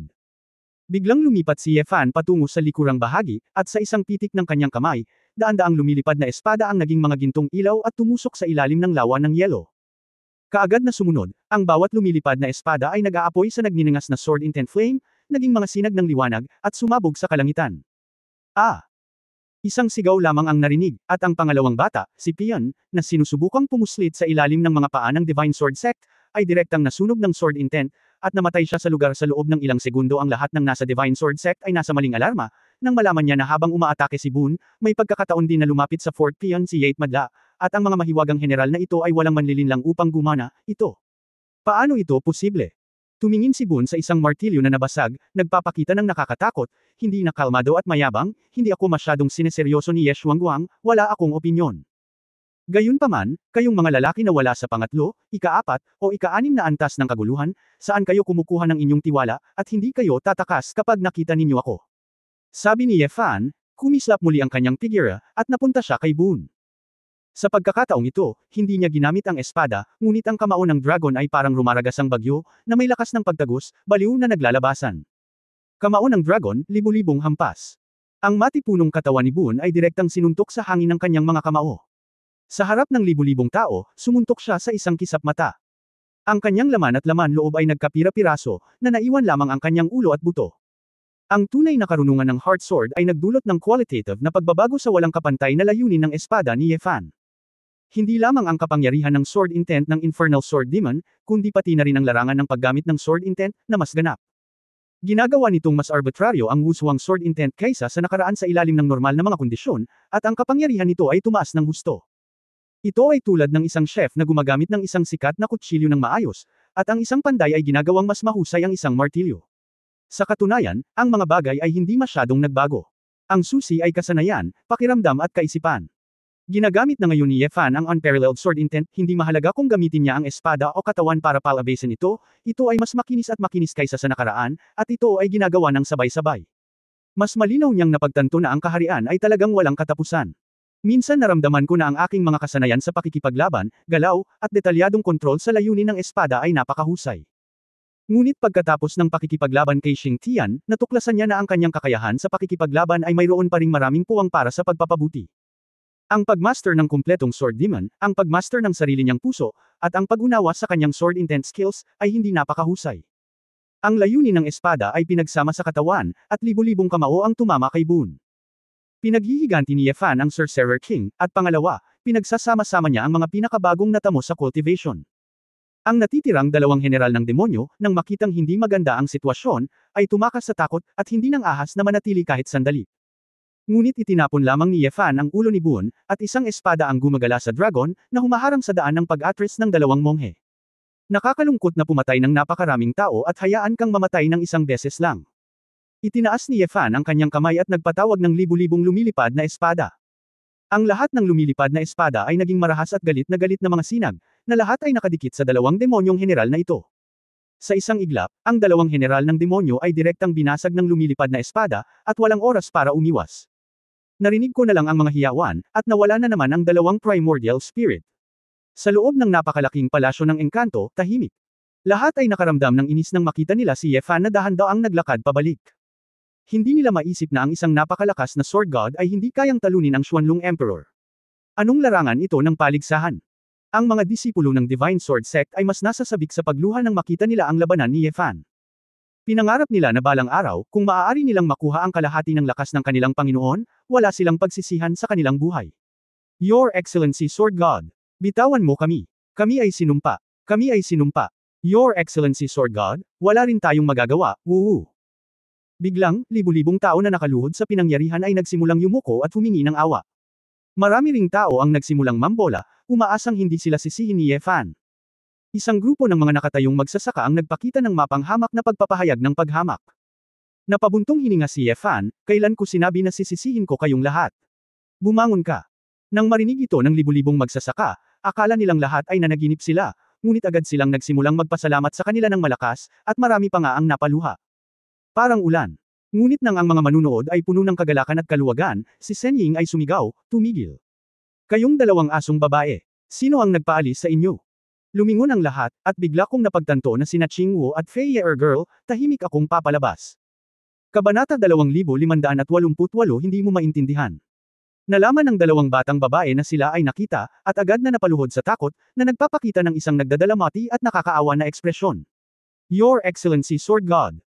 Ang aming dalawang kapatid na babae ay napilitang sumuko sa Obsidian Legion upang protektahan ang isang grupo ng mahihinang kababaihan sa Qingyelo. Naawa ka sa amin. Medyo natarante si Ye Fan at tinanong si Hua Xiaoluo at ang iba pa, ano ang sitwasyon nila. Galit na sabi ni Hua Xiaoluo at pasimpleng inulit ang nangyari kanina. Napakunot ang noo ni Ye Fan, tila may mga taong talagang hindi nararapat maawa. Gayunpaman, siya ay masyadong tamad na mag-aksaya ng kanyang oras sa isang maliit na papel. Nang makita ang galit ng mga santo sa pinangyarihan, kahit na hindi siya kumilos, hindi mabubuhay ang dalawang babaeng demonyong ito.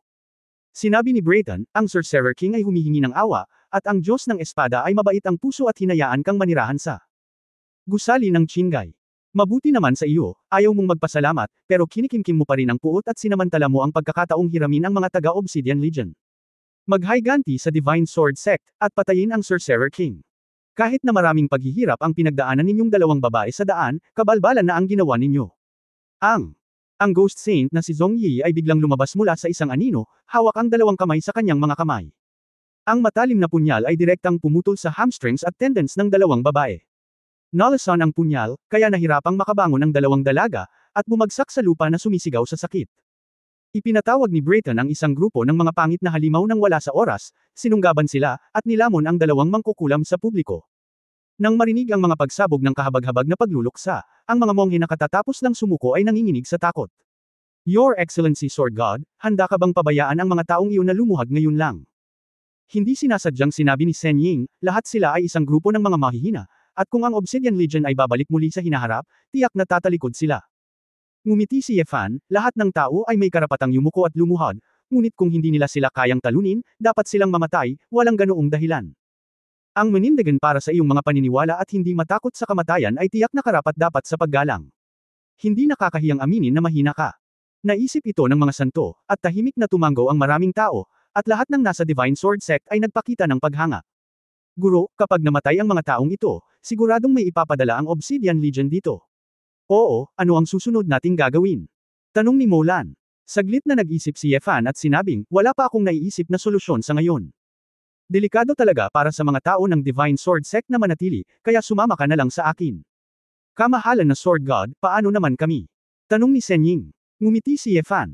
Dalhin ang mga tao mula sa kani-kanilang mga sekta at ikalat sila sa buong baha, pansamantalang iwasan sila. Ngunit huwag pumunta sa lungsod ng kawalang kasalanan, manatili sa akin, hindi lamang ikaw ay hindi mapoprotektahan, ngunit maaari itong mapabilis upang maakit si Ye Xuanguang. Inirerekomenda na pumunta ka sa isang tigang na lupain na may kakaunting mapagkukunan, na mas ligtas.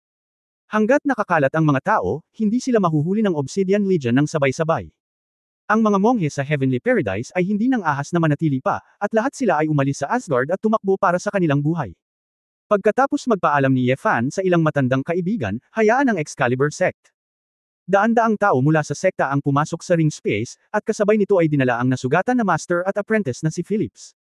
Sa pagkakataong ito, malaki talaga ang utang na loob niya sa Sorcerer King. Tapos na ang lahat. Umalis sa Asgard. Nagmamadaling bumalik si Ye Fan sa City of Innocence. Dapat siyang sumama sa mga babae sa lalong madaling panahon upang maiwasan ang paghihiganti doon. Mahusay na ekspedisyon sa imperial na lungsod. Ang hardin sa likod ng palasyo. Si Boon at ang iba pang 7 general ng demonyo ay nawalan ng pakikipag-ugnayan, at sa paghusga mula sa mga bakas ng labanan sa Asgard, ang Diyos ng Espada ang sumisira sa conscription na ito.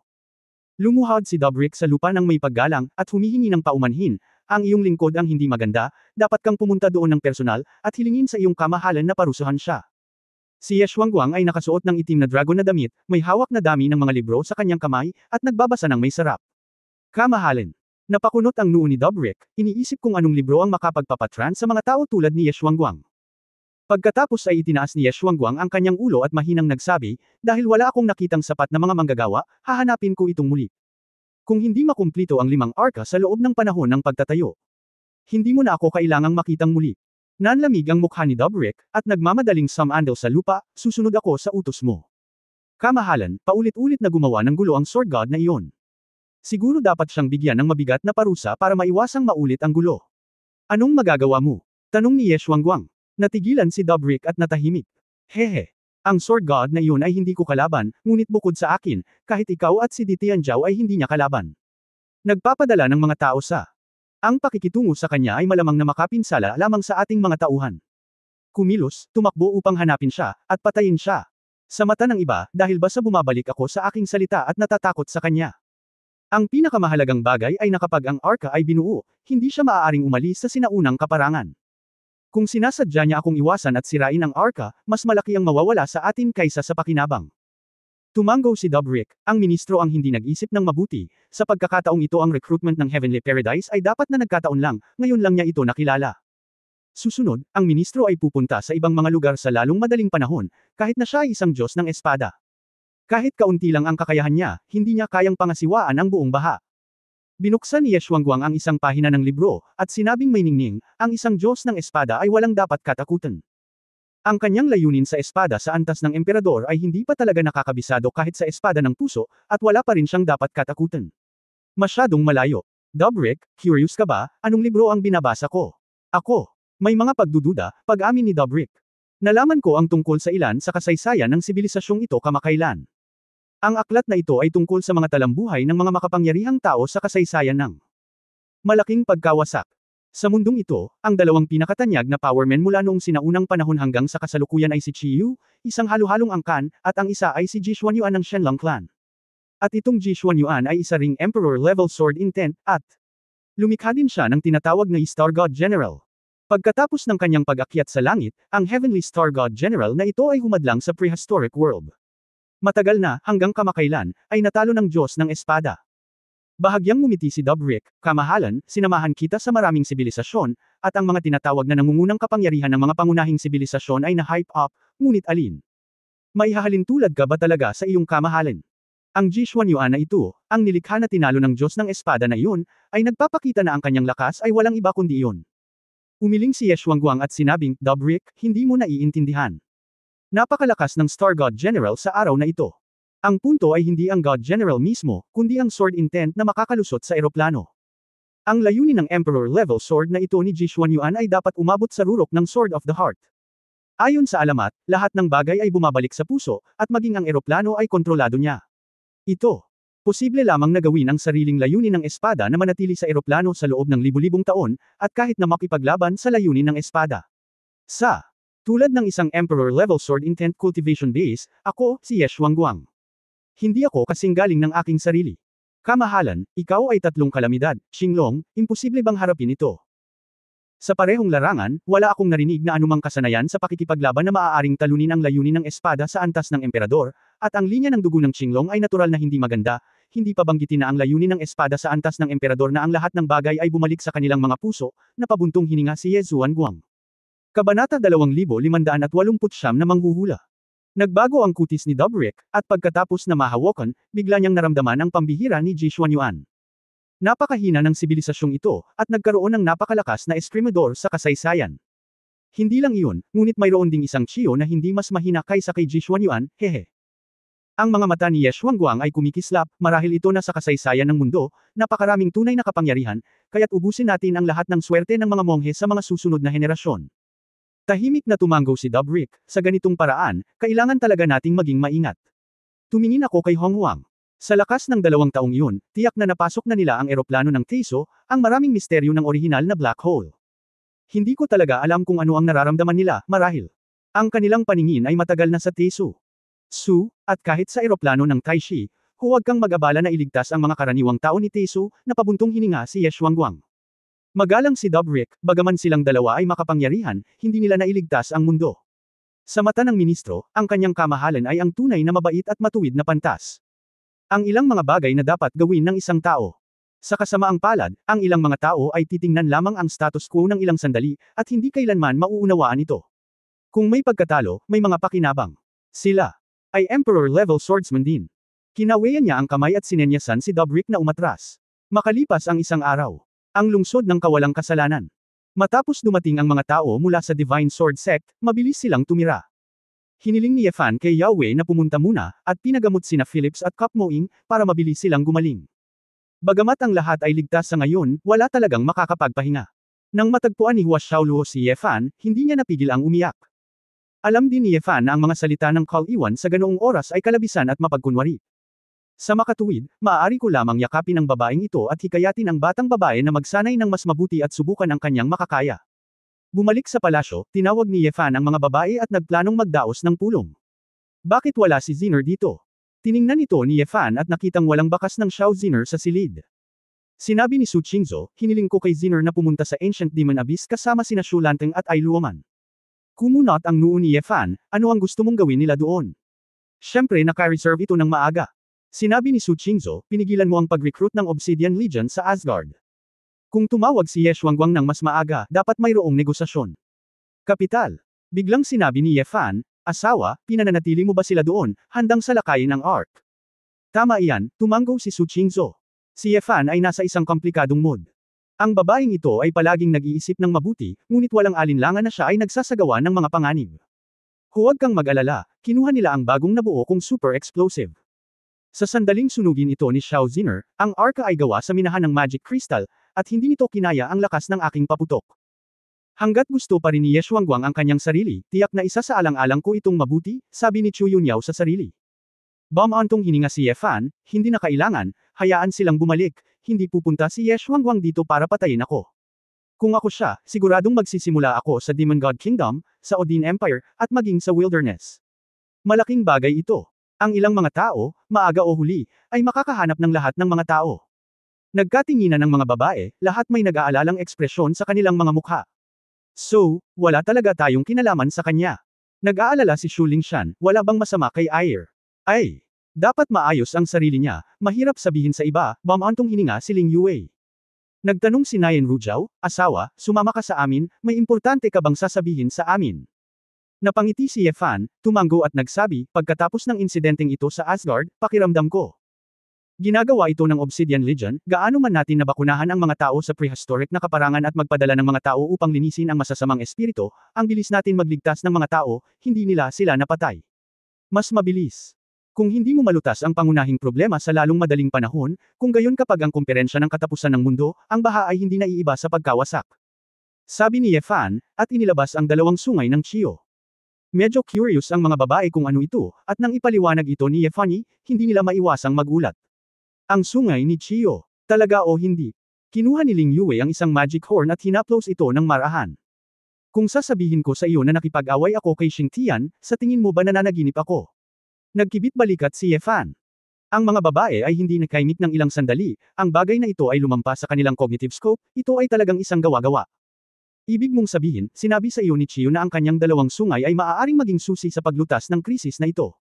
Pero hindi mo alam, anong sikreto ang tinatago ng dalawang sungay na ito? Tanong ni Chu Yunyao. Tumanggo si Yefan, gumamit ako ng sword intent, true yuan power, dragon flame, at spiritual power para itanim sila, ngunit walang tugon. Ilalagay ba ito sa ulo?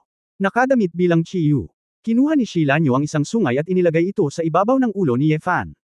Nang makita ang kawili-wiling hugis, napahadjejek siya. Xiaoyu, itigil mo na ang kalokohan, napakaseryoso ng bagay na ito, walang magawang ngumiti si Ning Zimo. Nag-aral sandali ang mga babae, ngunit hindi nila makita kung ano ang espesyal sa dalawang sungay na ito. Dadalhin ko ito sa laboratorio at susuriin ko ito, sabi ni Chu Yunyao. Pagdating ng lahat sa laboratorio, nakita nila si Chu Yunyao na naglalagay ng dalawang sungay sa iba't ibang instrumento para sa iba't ibang pagsubok. Tiningnan ni Chu Yunyao ang data at mga graph na makukuha niya, ngunit naliligaw siya. Ang mga bahagi ng dalawang sungay na ito ay napakakomplikado, at imposibleng makilala ang mga ito ng malinaw, ngunit tila walang mga espesyal na pagbabago sa enerhiya. Si Chiyo ay hindi isang siyentipiko, tiyak na walang silbi ang siyentipikong pagsubok, ungol ni Shilanyo. Umirap si Chu Yunyao, kung gayon, sasama ka. Si Shilanyo ay hindi kumbinsido, sasama ako kung darating ako. Hinimok niya si Saint Gu, at isang napakagandang aura ang pumuligid sa kanyang dalawang sungay. Ngunit pagkaraan ng ilang sandali, napangiti na lamang si Shilanyo, parang, wala talaga akong makita. Tapos ang dami mo pang kalokohan. Sinundot ni Yefan ang ulo ng babae gamit ang kanyang daliri at lumingon kay Ling Yue. Weiwei, anong klaseng magic ang mayroon ka na maaari mong subukan? Inilibot ni Ling Yue ang kanyang mga mata, gumagamit ako. Hindi ito isang taong manghuhula na nag-set up ng formation gamit ang Kimon technique. Pagkukunwari. Sa wakas ay ibinalik ni Yefan ang kanyang tingin kay Su Qingzhou, asawa, ang iyong celestial book ay may napakaraming kakaibang gamit, bakit hindi mo gamitin ang Tianyan arithmetic upang kalkulahin ang tadhana ng dalawang sungay na ito? Galit na sinabi ni Su Qingzhou, ako ay isang magic stick sa iyong mga mata. Anong kapalaran ang ibibigay ko kay Jiao? Naku, wala talagang paraan, subukan ang kahit anong makakaya mo, inisyo ni Yefan. Hindi ba pwedeng sabihin ni Chiyo ang panghuhula noon? Ang Mai Yefan ay may magandang manugang na nagngangalang Su Qingzhou. Ito ay imposibleng sabihin. Tiningnan ni Su Qingzhou ang lalaki na may kasuklam-suklam na mga mata, inabot ang dalawang sungay, at umupong naka-cross-legged. Nang tawagin niya ang dalawang makalangit na aklat, itim at puti, na nakabalot sa babae. Kabanata 2570 hindi ito na-isave. Ang dalawang sungay ng Chiyo ay dahan-dahan ding nakabitin sa hangin taglay ang kapangyarihan ng mga banal na kasulatan, na parang ginagabayan ng kung anong puwersa, na unti-unting naglalabas ng itim at puting enerhiya. Si Yefan at ang mga mata ng mga babae ay kumikislap. Pagkatapos ng lahat, sa wakas ay nag-react sila at nanood ng inaasahan. Unti-unti, ang noo ni Su Qingzhou ay umaagos ng pino at mabangong pawis, at ang mga kilay ng babae ay mahigpit na nagsalubong, na parang nakakaramdam ng kirot. Bigla, nakita ko ang dalawang makalangit na libro na nagniningning, at agad silang bumalik sa katawan ni Su Qingzhou. Si Su Qingzhou ay nanginginig at nawalan ng malay. Ang dalawang sungay ng Chiyo ay nahulog sa lupa at bumalik sa kanilang orihinal na estado. Asawa. Wala nang pakialam si Yefan sa anumang bagay, sa sobrang takot ay nagmadali siya at niyakap ang babae, binigyan ng pulso si Su Qingzhou, at nalaman niyang mahina ang pulso nito, na trauma ang kanyang primordial spirit, na para bang nagkaroon siya ng matinding atake sa pag-iisip. Si Yefan ay labis na sisihin sa sarili, at siya ay masyadong pabaya. Paanong basta-basta nahihipo ang mga bagay ni Chiyo? Ang lakas ni Su Qingzhou at Chiyo ay ibang-iba. Kung ang insidenteng ito ay naging sanhi ng problema ni Su Qingzhou, hindi maisip ni Yefan kung paano siya makakaligtas. Mabilis na kinuha ni Yefan si Su Qingzhou, nagmamadaling lumabas, at unang hinanap ang gamot sa alchemy room. Una ang gamot. Gamot. Itigil ang alchemy. Sigaw ni Yefan. Your Excellency Sword God. Ano ang problema ni Mrs. Su? Natigilan si Yao Weixian nang makita niya ang nag-aalalang ekspresyon ni Yefan. Si Guqing at Ao Shuang, na tumulong sa pagpulot ng mga halamang gamot, ay namutla din at pinalibutan sila ng may kaba. Ang kanyang primordial spirit ay tila nasugatan, magmadali at tingnan kung mayroong anumang gamot upang patatagin ang primordial spirit. Utos ni Yefan. Unang kinuha ni Yao Wei ang isang pulso, at pagkatapos ay nagpakita ng isang mapait na ngiti, kamahalan na Sword God, kahit na ang primordial spirit ni Madam Ling ay naapektuhan, walang palatandaan ng pagbagsak. Napaka-solid ng cultivation base ni Madam Ling, malakas ang primordial spirit niya, ni hindi ko siya ma-detect. Nang lalim. Ang ganitong uri ng antas ng paglilinang, pagkatapos ng kaunting paglilinang, ay natural na mababawi, at hindi na kailangang ayusin ang kakanyahan ng kaluluwa. Kung mayroong isang pambihirang medicinal pill, napakasayang gamitin ito sa panahong ito. Natigilan si Yefan, at tiningnan si Su Qingzhou ng mabuti, ito lang. Nasa coma. Your Excellency Sword God, kung pakialam mo dito, malito ka. Nakikita ko na ito ay isang maliit na trauma lamang sa primordial spirit. Sa sarili mong kakayahan, hindi mo ba kayang husgahan ang sarili mo? Naunang tumawa si Yao Wei. Huminga ng malalim si Yefan, at pagkatapos huminahon, napagtanto niya na talagang tinatakot niya ang kanyang sarili. Na may hitsura ng pagkakasala, binuhat niya si Su Qingzhou pabalik sa silid at hiniling sa babae na humiga. Ang kababaihan sa oras na ito, sumunod din sila, at nang malaman nila na si Su Qingzhou ay talagang nakoma dahil sa stimulation, ibinalik ng lahat ang kanilang puso sa kanilang tiyan. Okay lang, natakot ako hanggang sa mamatay. Tinapik ni Feng Yaoying ang kanyang dibdib. Sasabihin ko lang. Ayos lang ako, paanong may nangyari kay Sister Su? Sabi ni Shilanyo. Hinawakan ni Wu Yeshu at Nayan Rujiao ang isang Chiyu horn at ibinalik ito kay Yefan. Kuya Yefan, masyado kang partial. Si Sister Su ay nakoma. Ayaw mo pang iwan si Chiyu Jiao. Kailan ba tayo tretuhin ng ganito? Nak-awesome at kalahating biro na sabi ni Wu Yeju. Kinuha ni Yefan ang dalawang sungay at nahihiyang ngumiti, huwag kang mag-alala, mag-aalala ako kung sino man sa inyo ang mahimatay. Lahat ng kababaihan ay nagpakita ng mga ekspresyon ng hindi paniniwala, inilibot ang kanilang mga mata at umiling. Isang magandang salita ang sinabi ni Nayan Rujao para sa lalaki, huwag ganito. Noong huling beses na inaresto si Yun Yao, ang asawa ay nagpunta sa imperial na lungsod ng mag-isa at muntik nang mamatay sa Ye para sa mga nasasakupan ni Xuanguang, ang iyong asawa ay napakabuti sa lahat. Namanhid ang puso ni Ye Fan, naiintindihan pa rin ako ni A. Jiao. Medyo walang imek. Bagamat magaling si Su Qingzhou, ayaw ni Ye Fan na lumabas ng kwarto, nanatili sa tabi ng kama, patuloy na tumingin sa dalawang sungay ng Chiyu, at nag-isip ng ibang paraan. Nagmungkahi din ang mga babae sa gilid, ngunit tila walang paraan para sa dalawang sungay na ito. Pagkalipas ng 2 oras, masayang nagising si Su Qingzhou, nahihilo ang kanyang ulo, at naglabas siya ng tamad na tunog ng ilong. Asawa, mabilis na nag-aalalang nagtanong si Ye Fan, kumusta ka? Nako, medyo nahihilo pa ang ulo, pero hindi naman malaking problema.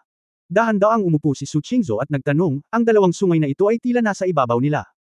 Ano ang ipinagbabawal? Paghihigpit. Bueno, tumanggo si Su Qingzhou, gumamit ako ng Tianyan arithmetic upang subukang maunawaan ang nakaraan ng dalawang sungay na ito, ngunit nang sila ay magsisimula na, sila ay hinarang ng isang puwersa at lumaban. Nangangahulugan ito na, ang dalawang sungay na ito ay nagtatago ng ilang mga lihim, ngunit maaaring ang aking paglilinang ay hindi sapat, o ang banal na kasulatan ay hindi ang tamang paraan upang mabuksan ang mga ito. Sa kabuuan, sa aking kasalukuyang lakas, walang paraan upang manektik ang mga lihim ng dalawang sungay na ito. Kung gayon, ano ang dapat kong gawin? Ang tanging maaaring mag-react ngayon ay ang wordless book ni Sister Su, ngunit hindi ito ma-interpret ni Sister Su, sabi ni Shilanyo na nakakunot ang noo. Ang magagandang mata ni Su Qingzhou ay damaloy, sa totoo lang. Bagaman hindi ko pa nalutas ang sikreto, kahit papaano ay makumpirma ko na ang dalawang sungay na ito ay talagang nagtatago ng ilang mahalagang impormasyon. Dahil sinabi ng asawa mo na nakilala ka ni Chiyo, sana mahanap mo silang lahat. Dalawang sungay. Ibig sabihin, mag-isa lang niyang sasabihin ang sikretong ito sa iyo. Oh! Ikaw lang talaga ang makakalutas ng sikreto, hindi kaya ng iba. Mapait na ngumiti si Ye Fan, akala ko rin, pero ang problema, hindi ko alam kung paano lutasin ito, hindi niya ito binanggit sa akin. Si Chiyo ay maingat na nagayos ng libu-libong taon, maaari ba siyang gumawa ng isang mababang antas ng pagkakamali at nakalimutan niyang sabihin sa iyo, kung paano makukuha ang sikreto sa sulok? Sa tingin ko, dapat may mali ka, dapat pag-isipan mong mabuti, may kinalaman ito kay Chiyo. Lahat ng mga pahiwatig. Maraming bagay na ikaw lang asawa ang nakakaalam. Hindi naman kami party kung tutuusin. Sinuri ni Su Qingzhou. Sumimangot si Ye Fan, maingat na inaalala ang lahat ng may kaugnayan kay Chiyu. Sa katunayan, wala siyang masyadong pakikisalamuha kay Chiyu, at kung talagang gusto niyang sabihin na may kinalaman ito dito. Ito ay sa Wilderness Temple. Maaari bang, na may marka ng barbarian na Diyos? Ungol ni Ye Fan. Oo, asawa, hindi mo ba sinabi na ang barbarian god ay si Chiyo, kung gayon bakit hindi mo kailangang basahin ang iyong barbarian god mark? Nag-high five si Ning Zimo. Napabuntong hininga si Ye Fan, actually naisip ko ito, ngunit parang ang marka ng barbarian god, walang ganoong paraan para gamitin ito. Kadalasan ito ay ginagamit lamang upang makatanggap ng mga orakulo at magpadala ng mga mensahe sa mga mananampalataya. Gusto kong gamitin ang marka ng barbarian god para pumutok ng dalawang sungay. Ni hindi ko alam kung paano ito gagawin. Tapos subukan mo lang, baka nakasalubong ng pas ang bulag ang patay na daga. Anyway, nag-practice ka ng disintegrasyon sa simula, at sinanay mo ito ng walang taros. Siguro ang mga bagay na iniwan ni Chiyo ay sinubukan lahat sa ganoong gulo. Sabi ni Shu Lingshan. Natahimik si Ye Fan saglit, iniisip na ikaw, isang walang buhay na babae, ang naghiwa-hiwalay ng bulag. Ngunit may katuturan din si Shu Lingshan. Si Chiyu, ang taong ito, maging ito man ay ang pagkakawatak-watik ng Dafa, ang gintong libingan, at iba't ibang estilo, lahat ay may, walang ingat, na enerhiya, marahil ay talagang gusto niyang subukan ito ng walang pakundangan. Hinawakan niya ang dalawang sungay at pinakawalan ang marka ng mabagsik na Diyos, at isang gintong liwanag ang kumikislap sa silid. Pagtatapos ng kabanatang ito. For more updates, click on the notification bell.